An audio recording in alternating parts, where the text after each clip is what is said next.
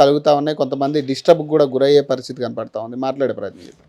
నమస్తే సార్. నమస్కారం అండి. సార్, ప్రధానంగా అంటే ఈ పహల్గామ్ ఎఫెక్ట్ అనేది ఏదైతే జరిగిందో అటాక్కి సంబంధించి మీరు మొదటగా చూసినప్పుడు ఏమనిపించింది సార్? అంటే ఒక భారతీయుడిగా అందులో చాలా రెస్పాన్సిబుల్ పొజిషన్ మీరు చేశారు కాబట్టి మీ ఫస్ట్ రియాక్షన్ ఏంటి దాని మీద?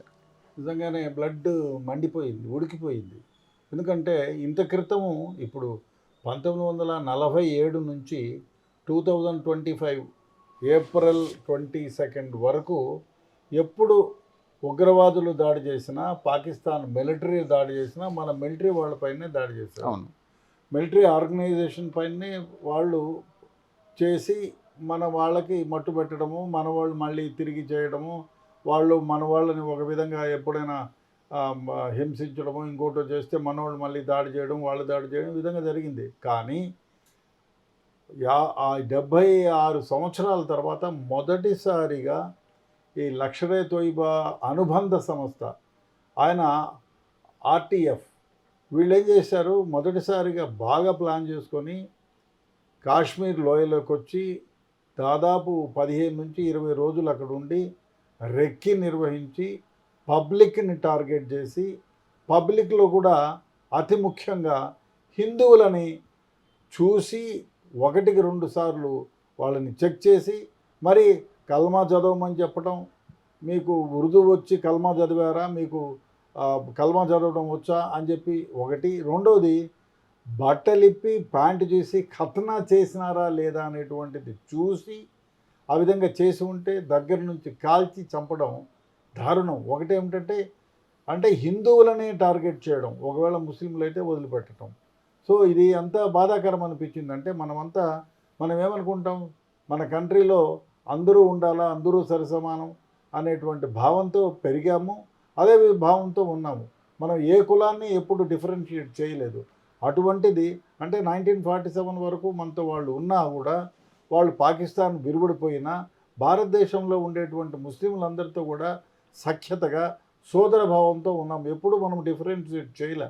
అటువంటిది వాళ్ళు అదే పనిగా వచ్చి భారతదేశంలోకి చొచ్చుకొని వచ్చి ఈ ఆర్టీఎఫ్ ఆతంకవాదులు ఎవరైతే ఉన్నారో వాళ్ళు మన వాళ్ళని టార్గెట్ చేసి, హిందువులని వేరు చేసి, మరి చెక్ చేసి ఈ విధంగా చంపడం చాలా బాధాకరం. ఎందుకంటే ఎప్పుడు జరగలేదు ఇది, భారతదేశం హిస్టరీలో ఎప్పుడు జరగంది. కానీ అంటే ఇందులో ప్రధానంగా హిందువులను టార్గెట్ చేశానని మనం మాట వాడుతున్నాం కాబట్టి అడుగుతున్నా.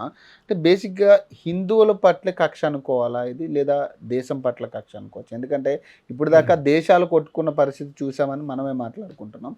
కానీ హిందువుల పట్ల మొదటిసారి టార్గెట్ చేయడానికి కారణం ఇన్వాల్వ్మెంట్ ఏముండొచ్చు? ఇప్పుడు ఒకటి వాళ్ళ అభిప్రాయం ఏమిటంటే, మనం హిందువులని టార్గెట్ చేస్తే ఇక్కడ అంతర్యుద్ధం వస్తుంది.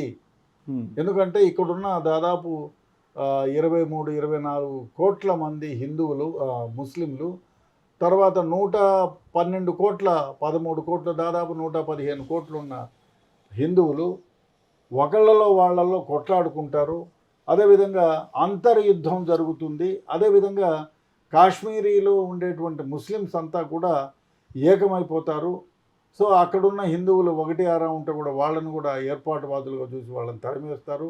అంతర్యుద్ధం వస్తుంది. అప్పుడు మనం ఇంకా మన మిలిటరీని, ఈ ఆతంకవాదుల్ని ఇండియాలోకి చొప్పించి మనం ఇంకా అల్లర్లు సృష్టించి ఇండియన్ మొత్తం కమ్యూనిటీని, హిందూ కమ్యూనిటీని, హిందూ రాజ్యాన్ని, ఇండియన్ మొత్తాన్ని కూడా కబలించేటువంటి గొప్ప ఆలోచన చేసినారు. అందువల్లే వాళ్ళు ఎప్పుడు లేనిది టూరిస్టులని, అందులోనూ హిందువులని టార్గెట్ చేసి చంపారు. వాళ్ళ ప్లాను ఆ విధంగా వేసి, ఎందుకంటే అంతర్యుద్ధం వస్తే వాళ్ళకి ఈజీ. మరిన్ని చొరబాటుదారులు, ఇప్పుడే 70 మంది దాకా చొరబాటుదారులు ఉన్నారని అంటున్నారు. మిగతా వాళ్ళు కూడా చొరబాటుదారులను పంపించి ఇట్లాంటి దాడులు మరికొన్ని చేసి, సో హిందూ ముస్లిం గలాటా వస్తే వాళ్ళు మధ్యలో ఉండి మొత్తం కాశ్మీర్ ఆక్యుపై చేయాలనేటువంటిది ఒక దురాలోచన. అంటే నాకు తెలిసి అంటే కాశ్మీర్లో దాదాపు చాలా సంవత్సరాల తర్వాత నాకు తెలిసి మొదటిసారి మొన్న ఎలక్షన్స్, అది కూడా సుప్రీంకోర్టు ఆర్డర్స్తో ఎలక్షన్స్ నిర్వర్తించారు. ఆ ప్రాంతంలో పహల్గామ్ ఈ ఏరియాకి సంబంధించి.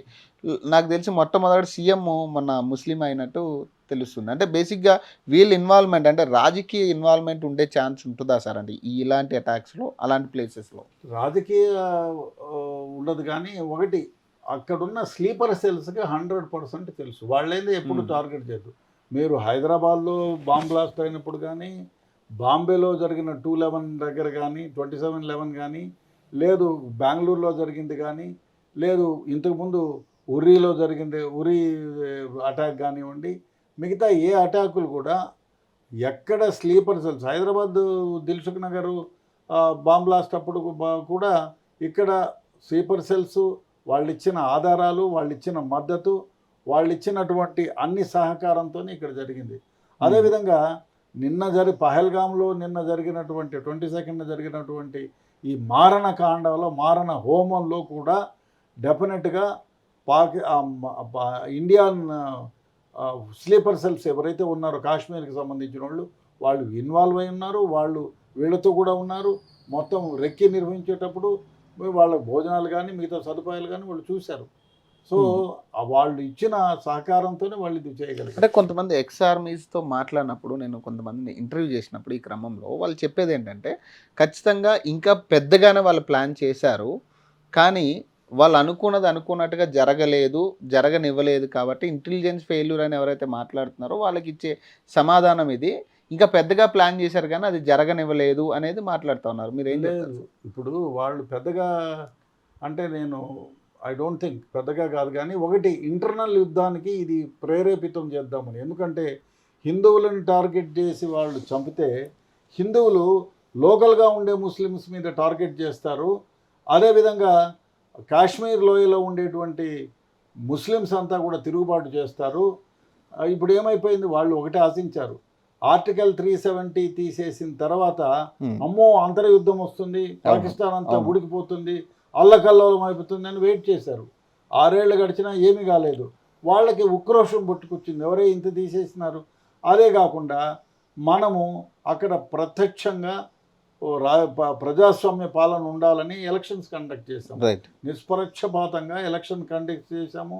హ్యాపీగా ఎలక్షన్ అయిపోయింది. ఫరూక్ అబ్దుల్లా కొడుకే అక్కడ సీఎం అయ్యాడు. ఆయన హ్యాపీగా ఉన్నాడు. అంతా సక్రమంగా జరుగుతోంది, శాంతిగా ఉంది. అదే కాకుండా మునుపెన్నడూ లేనటువంటి టూరిజం పెరిగింది. ముందు 40 లక్షల నుంచి 50 లక్షల మంది పోతే ఈ స్వతంత్ర ప్రతిపత్తి నుంచి 370 తీసేసిన తర్వాత చిన్నగా పెరుగుతూ లాస్ట్ ఇయర్ 2.5 కోట్ల మంది పర్యాటకులు కాశ్మీర్లోయను సందర్శించారు. ఇప్పుడు 2.5 కోట్లు, అక్కడ ఉండే 40 లక్షల మందికి 2.5 కోట్ల వాళ్ళు అక్కడికి వచ్చారు, విజిట్ చేశారంటే ఆ లోకల్గా ఎంత లాభపడి ఉంటారు. ఎందుకంటే అక్కడ కాశ్మీర్ లోయలో ఉండే వాళ్ళు 80% అంతా కూడా ఈ టూరిస్ట్ బిజినెస్ పైనే ఆధారపడి ఉండేది. సో వాళ్ళ ఎకానమీ కూడా పెరిగిపోయింది. దీన్ని వాళ్ళంతా కూడా ఇది బాగుంది, 370 తీసేసిన తర్వాత ప్రభుత్వం బాగు చేసింది, ఇండిపెండెంట్గా లేనంత వరకు హ్యాపీగా ఉన్నాము. అప్పుడైతే ప్రతిరోజు గొడవలే, ఎక్కడ చూసినా ఆతంకవాదులు వచ్చేది, మిలిటరీ ఇంటర్ఫీరెన్స్ ఉండేది, గొడవలు ఉండేది, ఎక్కడ చూసినా యుద్ధ వాతావరణమే ఉండేది. అటువంటిది పీస్ఫుల్ అయిపోయింది, నార్మల్గా అయిపోయింది. దానివల్ల ఏమైపోయింది, వాళ్ళు ఓర్చుకోలేని పరిస్థితి ఏర్పడింది. అందుకని ఇది ప్లాన్ చేసి ఈ విధంగా చేస్తే కాశ్మీరీయులు హిందువుల పైన తిరుగుబాటు చేస్తారనుకున్నారు. అదే కాకుండా లోపల హిందూ అంటే 244 జిల్లాల్లో ఎక్కడైతే ఉన్నారో వాళ్ళంతా దాదాపు 300 డిస్ట్రిక్ట్స్ ఉన్నాయనుకోండి, అక్కడ కూడా అంతర్యుద్ధం జరిగి ఏదో ప్రళయం ఏర్పడుతుంది అని వాళ్ళు ఆశించారు. దానికి మళ్ళీ అగెనెస్ట్గా అయింది. ఎందుకంటే ఇక్కడ హిందూ ముస్లింలంతా ఏకమైనారు. ఇక్కడ ఉన్న ముస్లిం లీడర్స్ అంతా కూడా నో ఇట్ ఈస్ రాంగ్. మాకు ఇప్పుడు మన బెంగళూరులో ఉండే ఒక మినిస్టరు, ముస్లిం మినిస్టరు, నాకు బాంబులు కట్టండి, నేను పోయి పాకిస్తాన్లో వదిలేయండి, పాకిస్తాన్ ఎవరైతే లష్కర్ ఏ తోయిబా హెడ్ ఎవరైతే ఉన్నారో హఫీజ్ సయ్యద్, వాడిని ఇంట్లో పోయి నేను బాంబులు వాడిని కవగలించుకొని చంపేస్తాను అని మాట్లాడినారు. మన దగ్గర ఉన్న ముస్లిం పెద్దలు కూడా, ఇక్కడ ఎంఐఎం పెద్దలు కూడా మేము యుద్ధానికి ఎప్పుడో ఏమడిగినా సహకరిస్తాము, ఎందుకు ఇంకా ఉపేక్షిస్తున్నారనే మాటలు మాట్లాడుతున్నారు. అదేవిధంగా భారతదేశం మొత్తం మీద హిందువులు, ముస్లింలు, క్రిస్టియన్స్ అందరూ ఏకమైనారు. దీనికి తోడుగా కాశ్మీరీ లోయలో ఎప్పుడు ఏ గొడవలు జరిగినా వాళ్ళు పాకిస్తాన్ వాళ్ళని ప్రొటెక్ట్ చేసేవాళ్ళు, వాళ్ళకే సపోర్ట్ చేసేవాళ్ళు. మొదటిసారిగా కాశ్మీర్ లోయలో వాళ్ళు దొరికితే చంపాలి, వాళ్ళకు వచ్చిన ఏమి ఇన్ఫర్మేషన్ అయినా మేము ఇస్తాము, మనం పీస్ఫుల్గా బ్రతుకుంటున్నాం, మా బ్రతుకులు అట్లాంటి నాశనం చేసినారనేటువంటిది ముందరకొచ్చి బయటకు వచ్చి ప్లే కార్డు పట్టుకొని ప్రదర్శిస్తున్నారు. ఇది ఇంకా ఊహించలేని ఇది. అవును. సో అందువల్ల వాళ్ళు ఏమైపోతున్నారంటే దీన్ని ఓర్చుకోలేకపోతున్నారు. అందుకనే మాట మాట్లాడితే యుద్ధం చేయండి, మా దగ్గర ఇవి ఉన్నాయి ఏమో, వాళ్ళ దగ్గర ఏదో అణుబాంబులు ఉన్నాయి, మన దగ్గర ఏమన్నా దీపావళి తపాసాలు ఉన్నాయండి వాళ్ళ దగ్గర ఉంటే. మన దగ్గర స్టాటిక్ అణుబాంబులు ఉన్నాయి, వాళ్ళ దగ్గర కంటే పవర్ఫుల్ అణుబాంబులు మన దగ్గర ఉన్నాయి. అంటే వాళ్ళు ఏదో అణుబాంబులు ఉంటాయంటే మనం ఏదో బెదిరిపోయి ఊరికే కూర్చుంటాంలే అని అనుకున్నారు. అది ఎందుకైతుందండి? వీలు కాదు.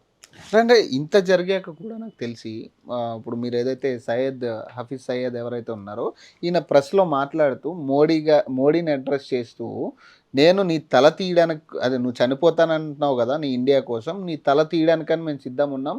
అలాగే ఇప్పుడు ఏదైతే సింధు నది జలాలు మీరు ఆపాలనుకుంటున్నారో, అవసరం అయితే మేము తలుచుకుంటే ఆ సింధు నదిలో మీ దేశపు రక్తం పారిస్తా అని ఈ స్టేట్మెంట్ ఇవ్వడం జరిగింది.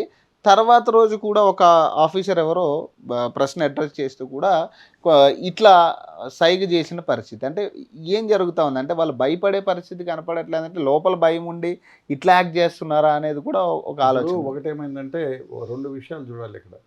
వాళ్ళకి ఆఫ్ఘనిస్తాన్ అగెనిస్ట్, ఆల్రెడీ ఆఫ్ఘన్ సైన్యాలు తిరుగుబాటుదారులు వీళ్ళపైన యుద్ధాన్ని ప్రకటించి, అదేవిధంగా చైనా నుంచి వచ్చేటువంటి గ్రాండ్ ట్రంక్ రోడ్ ఏమైతే ఉందో దాన్ని ఆపుదల చేసే పరిస్థితి. అదేవిధంగా ఇంక బెలూచిస్తాన్ వాళ్ళకి అగైన్ తిరిగిపోయింది. మొన్న బెలూచిస్తాన్లో ఏమైంది, వాళ్ళ ట్రైన్ని హైజాక్ చేసి 20 మంది సైనికుల్ని చంపేశారు, తిరుగుబాటు. అదే కాకుండా బెలూచిస్తాన్లో మొత్తం వైటల్ ఇన్స్టలేషన్స్లో వీరు పోయి వాళ్ళ తిరుగుబాటుదారులతో ఆక్రమించుకున్నారు. సో అక్కడ వాళ్ళకు ఇండిపెండెంట్ స్టేట్ కావాలనేటువంటి ఉద్దేశంతో వాళ్ళు పోరాడుతున్నారు. అదేవిధంగా ఇంకోది ఇంటర్నల్గా కూడా వాళ్ళకి సపోర్ట్ లేదు. ఆర్మీ ఏం చేసింది, మొన్న వాళ్ళ యుద్ధ ట్యాంకర్లు కొన్ని వాళ్ళ దగ్గర ఉండే యుద్ధ సామాగ్రిని ఇతర దేశాలకు అమ్ముకున్నారు. సో ఈ విధంలో వాళ్ళ ఎకానమీ నాశనం అయిపోయింది. వాళ్ళు ఎంతసేపు ఈ ఆతంకవాదులను మేపి సైన్యంలో చొరబాటు చేసుకొని సైన్యంలో మేజర్లని ఆతంకవాదులుగా చేర్చి ఏదో ఒక దేశం మీదకి పంపించడం. ఇప్పుడు ఏ దేశంలో ఉగ్రవాద చర్య జరిగినా కూడా పాకిస్తాన్కి లీడ్స్ వస్తున్నాయి. అమెరికా ఏమైంది, అమెరికా 20 అవర్స్ది ఒసామా బిన్ లాడెన్ ఎక్కడున్నారంటే మా దగ్గర లేరు. ఇప్పటిగానే వాళ్ళు పట్టుకొని పోయిన తర్వాత కూడా అవునా మా దగ్గర ఉన్నారా అని ఆశ్చర్యం వ్యక్తపరుస్తున్నారు. కానీ అయ్యా వాళ్ళ ఫ్రెండ్రీ కంటే ఈ అమెరికా వాళ్ళు అన్నీ పోస్తూ ఉంటే వాళ్ళ మోచేతి నీళ్లు తాగిన వాళ్ళు మాకు తెలియదు ఒసామా బిన్ లాడెన్ మా దగ్గర లేదు ఆఫ్ఘనిస్తాన్లో కొండ లోయల్లో ఉన్నాడని చెప్పిన వాళ్ళు టార్గెట్ చేసి మిలిటరీ హెడ్ క్వార్టర్స్కి 7 కిలోమీటర్ల దూరంలో ఉండే పెద్ద బంగ్లాలో 50 మంది వాళ్ళు ఉపచారకులు ప్లస్ సైన్యం మధ్యలో వాడు ఉన్నాడు. సో వాళ్ళు అంత అబద్ధం చెప్తున్నారు. కాబట్టి వాళ్ళు ఏమంటే ఎప్పుడు కూడా వాళ్ళు చేసే పనే ఇది మొదటిసారి నుంచి కూడా. అందుకంటే ఏ దేశంలో ఉగ్రదాడి జరిగినా వీళ్ళకి లష్కర్ ఏ తోయిబాకి సంబంధించిన వాళ్ళు మిగతా 5 ఆర్గనైజేషన్లు, వాళ్ళు చిన్న చితక ఒక 50-60 ఆర్గనైజేషన్లు ఉన్నాయి. వాళ్ళ ద్వారా పుట్టినటువంటి సమస్యలే ఇది ప్రపంచం మొత్తం మీద. సో మనం ఏం చేశాము, సో ఈ ప్రపంచంలో వాళ్ళు చేసే ఈ దాడిని ఖండిస్తున్నాము. అంతెందుకు, మనం ఎప్పుడైనా వీళ్ళ దాడి జరిగితే మనం ఎప్పుడు కూడా మనం పోరాడేవాళ్ళం. కానీ వాళ్ళు ఏమనుకుంటున్నారంటే కాశ్మీర్ కూడా వాళ్ళ అంతర్భూభాగము అనే విధంగా ప్రపంచానికి చూపెట్టడానికి మొదటి నుంచి ప్రయత్నం చేశారు. దాన్ని ఇరగొడుతూ మనం ఏం చేసాము, అరే నాయనా ఇది కాదు, ఇది అదే కాదు. మనం ఆ కింగ్ ఆఫ్ జార్డన్ ఏం చెప్పాడు, అయ్యా 1735 వరకు కూడా అది హిందూ సామ్రాజ్యమే. అప్పుడు మొదటిసారిగా ఇన్వైట్ చేసి అక్కడికి పోయిన తర్వాత హిందువుల మతాన్ని నుంచి హిందువులని మతం మార్పిడి చేయడం జరిగింది పెద్ద ఎత్తున. ఆ తర్వాత ముస్లిం రాజులు అక్బర్ కానివ్వండి, బాబర్ కానివ్వండి, ఔరంగజేబు కానీ వీళ్ళంతా వరుసగా మతస్థాపితం కోసం చేశారు. ఆ విధంగానే హిందువులని మతం మార్చుకున్నారు. అంతకు ముందంతా హిందూ సామ్రాజ్యమే. అది కాశ్మీర్ లోయ ఇంక్లూడింగ్ పాకిస్తాన్ను ఇది హిందూ రాజ్యమే అని చెప్పి ఆయన చెప్పినాడు. అదేవిధంగా ఎవ్రీబడి నోస్, అందరికీ తెలుసు, ఆఫ్ఘనిస్తాన్ నుంచి మంగోలియా దగ్గర నుంచి ఆఫ్ఘనిస్తాన్ దగ్గర నుంచి అంత హిందూ రాజ్యమే. రైట్ సో మనం ఇతిహాసాల్లో పురాణంలో కూడా అది ఉంది.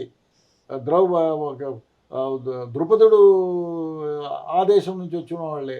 సో ఆ విధంగా మనము మొదటి నుంచి కూడా జయోగ్రాఫికల్గా తీసుకోండి, హిస్టారికల్గా తీసుకోండి, మనం బెలూచిస్తాన్లో హిందూ టెంపుల్స్ ఉన్నాయి, హిందువులు చాలా మంది ఉన్నారు. అవును సో అవును. వాళ్ళకి ఏమైపోయిందంటే పాకిస్తాన్ వాళ్ళకి ఆ పక్క ఆఫ్ఘనిస్తాన్లో అవి బెలూచిస్తాన్లో వాళ్ళకు నిద్ర పట్టడం లేకుండా చేస్తున్నారు. ఎకానమీ నాశనం అయిపోయింది. గోధుమ పిండి చూస్తే 250 నుంచి 350, బ్రెడ్ ముక్కలు ఒక బ్రెడ్ ప్యాకెట్ వచ్చి అవును 400 రూపాయలు, అవును పెట్రోల్ వచ్చి 500 నుంచి 1000 రూపాయలు అమ్ముతున్నారు. సో ఇన్ఫ్లేషన్ పెరిగిపోయింది, ఆహార ధాన్యాలు దొరకడంలే. ఇప్పుడు ఏం చేయాలా? ఏదో ఒకటి చేయాలా. అంతర్యుద్ధం వస్తే కష్టం అవుతుంది. సో ప్రజల్ని ఆ వైపు నుంచి ఆకట్టుకోవడానికి, ఆ వైపు నుంచి ఇంకో విషయం ఏమిటంటే బెలూచిస్తాన్లో వాళ్ళ రైళ్లను దొంగతనం చేసుకుపోయినారు అవును పబ్లిక్గా. అవును అవును. సో ఆ షేమ్ అయిపోయింది వాళ్ళకి, ఏమి చేయాలో తెలియటం లేదు. ఆ దాని నుంచి అరే మీ సైన్యం ఏం చేసినారా, వాళ్ళు వచ్చి 17-20 మంది సైనికులతో పాటు తీసుకొని పోయి చంపేసి ట్రైన్ హైజాక్ చేస్తే మీరు ఏం పీకుతున్నారని ప్రజలకు వాళ్ళని ప్రశ్నిస్తున్నారు. Hmm. సో దాని నుంచి బయటకి డైవర్ట్ చేయాలంటే ఏం చేయాలా? ఈ ప్లాన్ వేసి డైవర్ట్ చేస్తారు. అంటే ఇప్పుడు పాకిస్తాన్ పరిస్థితి ఏంటి సార్? అంటే ఇప్పుడు సింధు జలాలు ఆపేసాం, ఎయిర్వేస్ ఆగిపోయినాయి, బోర్డర్స్ ఆగిపోయినాయి. మరి ఏంటి పరిస్థితి నెక్స్ట్? అసలు పాకిస్తాన్ పరిస్థితి ఎలా ఉండబోతుంది? ఒకటి, ఇప్పుడే ఇన్ఫ్లేషన్ పెరిగిపోయింది. మనము వాళ్ళు వాడన్నాడు ఆఫీస్ సయ్యద్, మనం నీళ్ళు ఆపేస్తే దానికి బదులు రక్తం పారిస్తాం. ఇప్పుడు ఆపేసి దాదాపు వారం రోజులైంది. ఏం రక్తాలు పారినాయి చూసాం కదా, ఏం లేదు. మనతో పాటుగా ఆఫ్ఘనిస్తాన్ వాళ్ళు కూడా ఒక డ్యాముకు నీళ్లు పోనీకుండా చేసినారు. దాంతో దాదాపు 6 సిటీలో 5 సిటీలో నీళ్ళు లేకుండా పోయినాయి, ఎండిపోయినాయి. సో వాళ్ళకి ఇప్పుడు అర్థం కాదు. ఇప్పుడు మనం దిగ్బంధనం చేసాం, వాటర్ రాకుండా చేసాం, ఎయిర్వేస్ లేకుండా చేసాం. వాళ్ళు ఇంకోటి, మేము నీళ్లు ఆపుదామంటే నీళ్లు ఆపితే మేము చెక్ పోస్టులు లేకుండా మీ వాళ్ళని రానికుండా చేసాం. దానికి ఎవరు? మనమా? టూరిజం మనకు పోతుంది అనుకున్నారు కాదు, వాళ్ళే. ఇప్పుడు మెడికల్ హెల్త్ కోసం దాదాపు ప్రతినిత్యం 1000 మంది భారతదేశాన్ని సందర్శిస్తున్నారు. ఇక్కడ చీప్గా ఉంది. ప్రపంచంలో మెడికల్ హబ్గా ఉండే, చీప్గా ఉండే ఏకైక ప్రదేశము ఢిల్లీ కాదు, ఇండియాలో కూడా హైదరాబాద్. సో హైదరాబాదు, ఢిల్లీ, మిగతా బాంబే, మిగతా ఊర్లలో కూడా మన దగ్గర medical facilities, world class medical facilities ఉన్నాయి. అతి తక్కువ రేట్లో. అదే వాళ్ళు లండన్కి పోయినా అనుకో, ఒక హార్ట్ డిప్లాంటేషన్ కావాలంటే 4 కోట్లు 3 కోట్లు కావాలి. సో ఇక్కడైతే 20-30 లక్షలు కూడా చేస్తారు. అప్పుడు కిడ్నీ డయాలసిస్ ఫ్రీగా చేస్తాం మనము. అదే లండన్లో కిడ్నీ డయాలసిస్కి పోయినా అంటే వాడు తోలు తీసేస్తారు. మనం ఫ్రీగా కిడ్నీ డయాలసిస్ చేసి మనం వీలైతే మనం కిడ్నీలు కూడా 20-30 లక్షల్లో ట్రాన్స్ప్లాంట్ చేసి పంపిస్తాము. అలాగే బ్రెయిన్ ఆపరేషన్స్ కూడా చేస్తున్నాం ఈజీగా.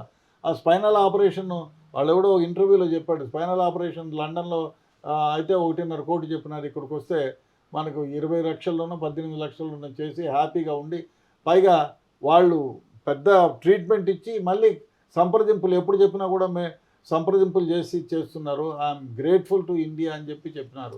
సో అందువల్ల మెడికల్గా మనం ఫస్ట్లో ఉన్నాము.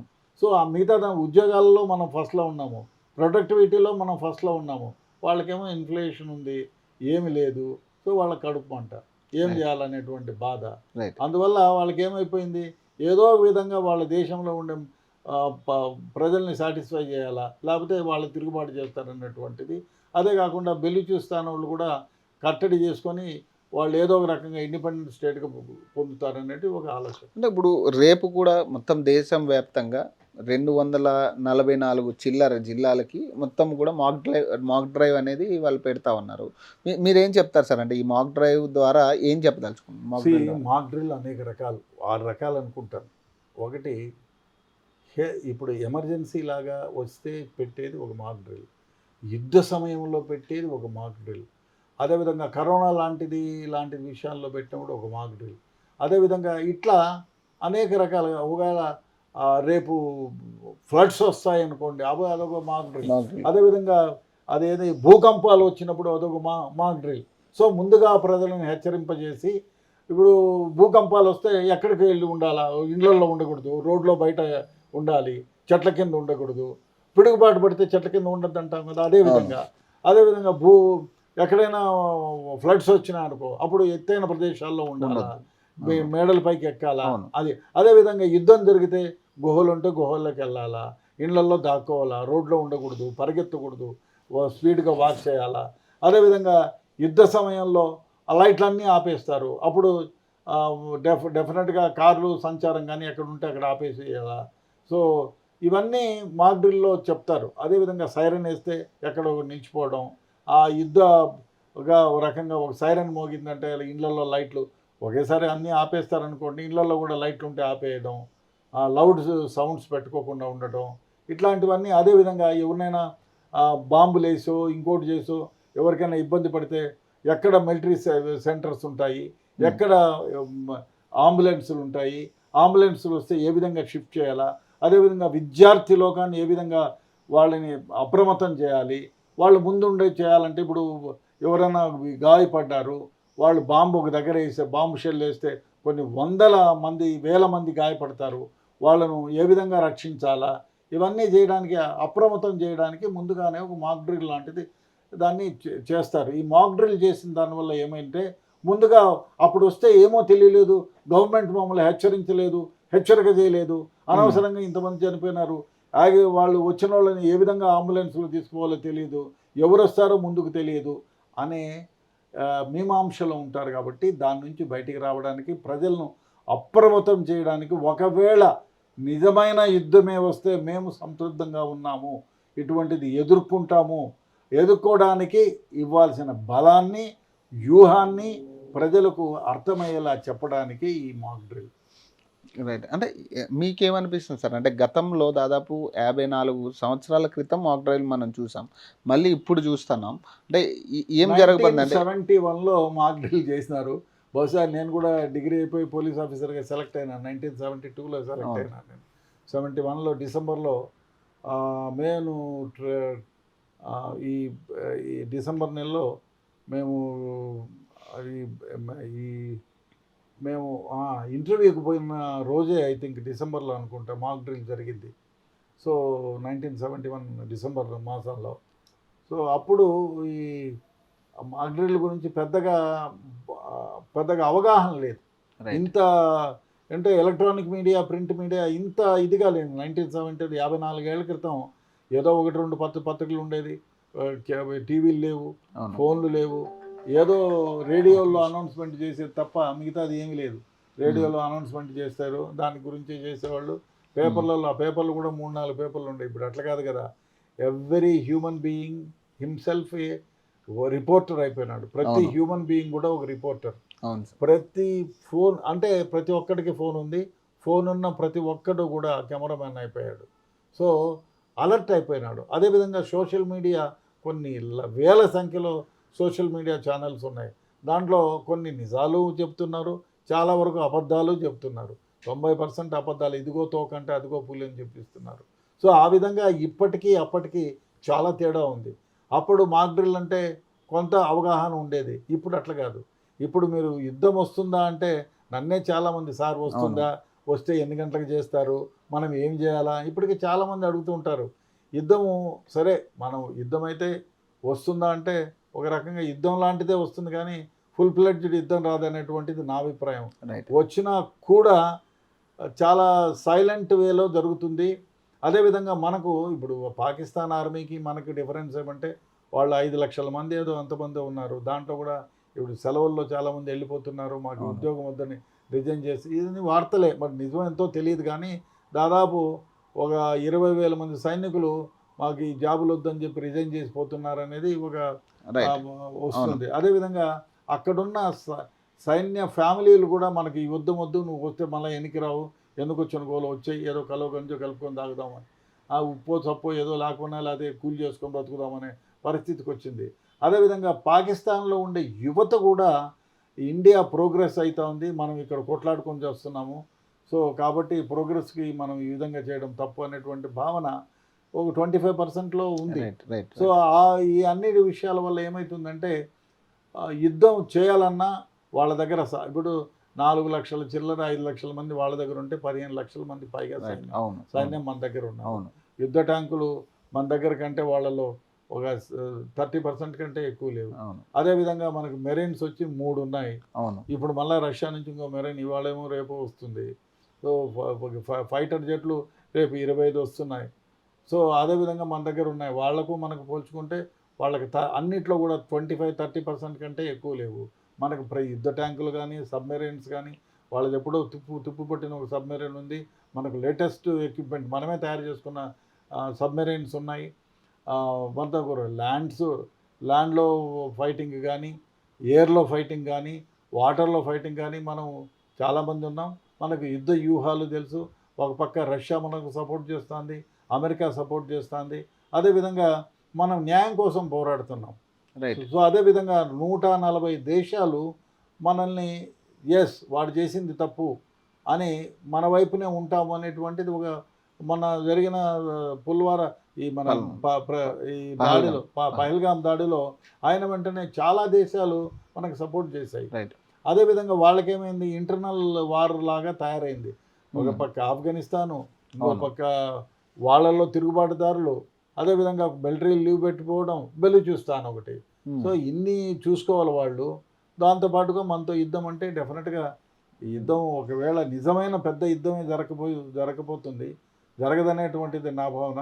ఏదో సర్జికల్ స్ట్రైక్ లాంటిది కొంచెం పెద్ద ఎత్తున ఒక 4 రోజులు 5 రోజులు జరుగుతుంది అనేటువంటిది నా భావన. అంటే ఈ ఎఫెక్ట్ ఒకవేళ నిజంగా అట్లాంటి ఇన్సిడెంటే వస్తే మీరు అన్నట్టుగా సర్జికల్ స్ట్రైక్ లాంటిది కావచ్చు, యుద్ధమే అనుకోవచ్చు, ఒక మినీ యుద్ధం వస్తే నష్టం ఏమైనా జరిగే ఛాన్స్ ఉంటుంది సార్ అప్పుడు? డెఫినెట్గా యుద్ధం అంటేనే నష్టం, యుద్ధం అంటే వినాశనం. యుద్ధం అంటే రెండు వైపులా వినాశనం ఉంటుంది. కాకపోతే మనది అప్పర్ హ్యాండ్ కాబట్టి ఇప్పుడు ఒకసారి వాడు మిసైల్ మనకు ఇస్తాడనుకో, వాడు 150 కిలోమీటర్ల వేగంతో వచ్చే మిసైల్ని మనము యాంటీ మిసైల్స్తో మనం దాన్ని డ్రాప్ చేస్తాం.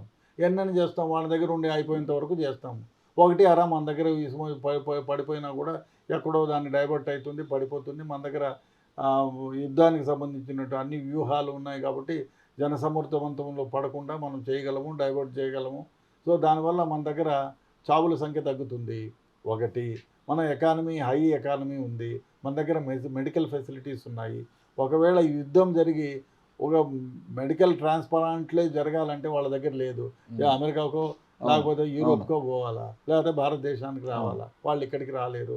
మన దగ్గర మెడికల్ ఫెసిలిటీస్ ఉన్నాయి కాబట్టి యుద్ధం వచ్చినా ఎందరిని వాళ్ళు గాయపరిచినా మనం ట్రీట్మెంట్ చేసుకున్న సత్తా ఉంది. మన దగ్గర ఎక్విప్మెంట్ ఉన్నాయి, వాళ్ళ దగ్గర అది లేదు. నష్టం అంటూ జరిగితే ఒకవేళ వాళ్ళకు మెడికల్ ఫెసిలిటీస్ తక్కువ ఉన్నాయి, మన దగ్గర ఎక్కువ ఉన్నాయి. మన దగ్గర ఆర్టరీ ఎక్కువ ఉంది, మన దగ్గర ఎయిర్వేస్లో ఫైల్ చేసేదానికి ఎక్కువ ఉన్నాయి, మన దగ్గర సైనికులు ఎక్కువ ఉన్నారు. అదేవిధంగా రాడార్స్, అత్యుత్తమమైనటువంటి రాడార్స్ మన దగ్గర ఉన్నాయి.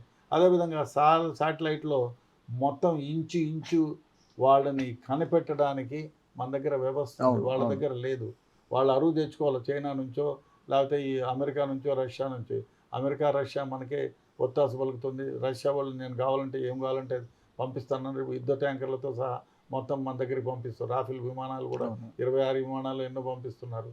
సో యుద్ధం అంటూ జరిగితే మనకు ఒక 20,000 మంది మన వైపు ఎఫెక్ట్ అయితే వాళ్ళ వైపు 2 లక్షల మంది ఎఫెక్ట్ అవుతారు. అదేవిధంగా ఎకానమీ లేదు వాళ్ళ దగ్గర. ఇప్పుడే తిండి గింజలు కొరవైపోయింది. గోధుమ పిండి 250 నుంచి 350 అమ్మితే అప్పుడు 1000-1500గా అమ్ముతారు. అప్పుడు వాళ్ళకి యుద్ధం జరుగుతుంది. ఎందుకంటే తిండి గింజలు లేని వాళ్ళు ఏం చేస్తారు, ఉండే వాళ్ళ దగ్గరికి పోతారు, యుద్ధం చేస్తారు, వాళ్ళతో యుద్ధం చేస్తారు. షాపుల్లో మీద పడతారు, ఫుడ్ గ్రైన్ షాపుల పైన పెడతారు, హోల్సేల్ మార్కెట్ మీద పడతారు. ఎక్కడైతే ధాన్యం గోడౌన్లు ఉన్నాయో దాని మీద పడి దోచేసుకుంటారు ఎవరికి దొరికింది వాళ్ళు. ఎందుకంటే ఆకలితో చావలేదు కదా. కాబట్టి యుద్ధం అంటూ జరిగితే వాళ్ళకి యుద్ధంతో పాటు అంతర్యుద్ధం కూడా వస్తుంది వాళ్ళకి. Right. Thank you sir. Thank you.